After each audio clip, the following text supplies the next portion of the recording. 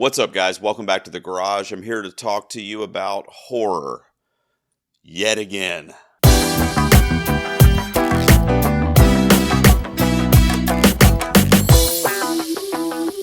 As we get closer and closer to the end of 2023, we're wrapping up another full calendar year of movie releases.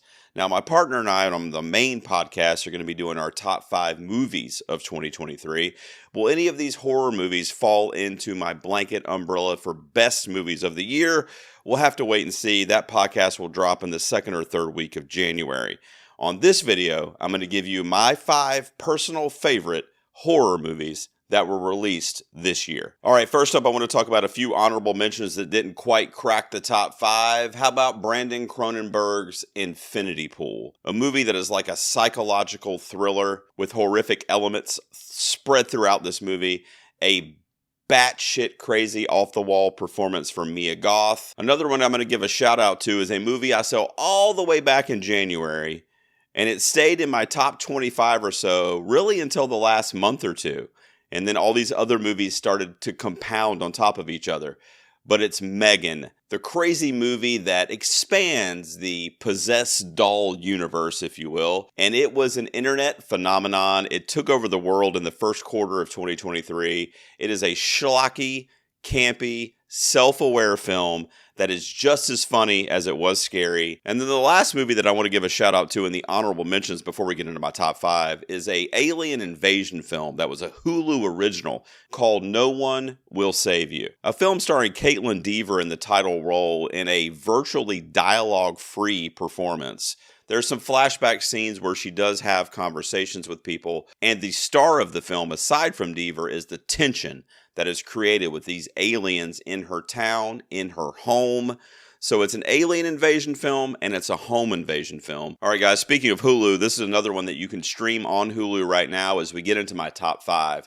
My number 5 is a film called Cobweb. It's a movie directed by Samuel Bowden, and it follows a young 8-year-old boy who is having troubles in his home life. He's having trouble at school. He's becoming a little mischievous, a little rebellious, and he's having these weird nightmares and hearing these sounds of voices and scratches within the walls of his home, in his bedroom. We come to find out there's something a lot more sinister going on than just the kid's mental state. In my Letterboxd review, I described this film as almost like a live-action Coraline. There's some weird shit going on, and there's also some horrific family elements built into the story too. Also, one of the greatest substitute teachers I've ever witnessed in my life in this movie. All right, and then for my number 4 horror movie of 2023, I'm going to have to give some love to a movie that is literally surrounded by controversy in the last couple months, and that's Scream 6. We see Ghostface return in the 6th installment of honestly my favorite horror franchise in terms of quality of films that we've gotten. He's back, and he's back in New York. Jenna Ortega, Melissa Barrera, the Carpenter sisters, as a duo in this film, as kind of the team up final girls in this movie, are the heart of the film, and frankly became the heart of the franchise. There had not been a better passing of the baton from the old school Dewey, Gail, Sydney to the new school in the Carpenter sisters and their friends and their extended family. But of course, what's gone on off screen has virtually ruined all that. It broke my heart. It broke so many fans' heart.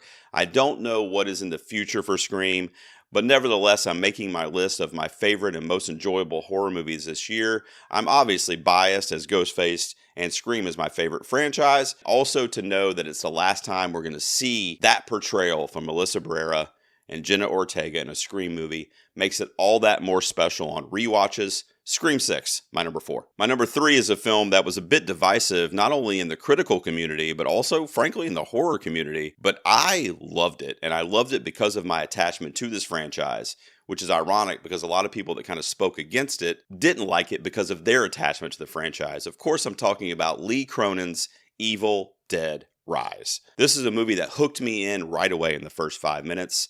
Having known the franchise and how true they were to kind of the origin of it was one of the reasons that I have a love affair with this film. It took a lot of the same kind of beats and the path of the original movie and the first couple movies, but without the comedy. It was much more serious in tone. It was much more dark and bloody and gory, of course. A lot of great effects in this movie, and an amazing performance turned in here by Alyssa Sutherland. Mother, I'll just call her. In the movie, her name's Ellie, but Mother's a whole thing, and she's doing it in this movie. Evil Dead Rise, my number 3. My number 2 film, I'm going to go with a classic slasher in every sense of the word, and that's Eli Roth's Thanksgiving, a movie that I just saw about a month ago. I said this in my podcast review of the movie that my partner and I did. I said that Roth did for Thanksgiving as a holiday much what John Carpenter did for Halloween as a holiday. And I do not mean that Roth is on the same plane of existence from a director's chair that somebody like John Carpenter is. But what I mean is this movie, in my opinion, will now be synonymous with this holiday if you're a horror fan. And he did something really hip here, really cool. It does a lot of the classic horror tropes that have become played out, but to a point where it's extremely endearing. This young group of characters in the film, Patrick Dempsey, a veteran actor, McDreamy, Thanksgiving from Eli Roth is my runner-up. And then my number 1 horror movie of the year is a film that has not left my mind since I saw it back in early October. It's now streaming on Shudder. It's a film from Argentina called When Evil Lurks. This is a movie that plays on the demonic possession archetype that has been given to countless movies in the horror realm, but it also borrows from like lesser known movies like Speak No Evil, which was one of the most fucked up movies I saw last year in 2022. This is a film that will literally haunt your soul. It is shot in a way that's independent and artistic, and I don't want to give anything away because this is a fairly new film, and I've tried to remain spoiler free in discussing most of these movies tonight. There's some things that happen in this movie with different characters, particularly children in the film and children characters that are so memorable. I'll use the word memorable, but haunting. Just absolutely devastatingly haunting. It's my favorite horror movie of the year, When Evil Lurks. What did you guys think of my top 5 horror movies of 2023? Have you seen these? Do you agree with my picks? What's missing from my list? I only did 5 and a few honorables. Let me know down below. Thanks for tuning in. I'll see you next time in the garage.